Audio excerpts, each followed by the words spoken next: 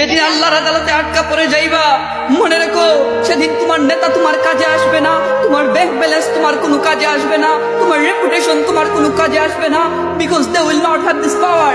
সেদিন তাদের এই ক্ষমতা থাকবে না। সেই দিন শাফায়াতের মালিক হবেন একজন, তিনি সরকারে মদিনা, দু জাহানের বাদশা, শামসুল হিদায়া, খাতমুন নবুওয়া, সাইয়্যিদুল মুরসালিন, শাফিল মুজনবিন, আনিসুল গারিবিন, রাহাতুল আশিকিন, মুরাদিল মুশতাকিন, শামসুল আরিফিন, মিসবাহুল মুকাররবিন, সাইয়্যিদুস সাকালাইন, নবিউল হারামাইন, ইমামুল কিবলাতাইন, রাহমাতুল আলামিন, নবী কামলিওয়ালা মুহাম্মাদুর রাসূলুল্লাহ সাল্লাল্লাহু আলাইহি ওয়াসাল্লাম।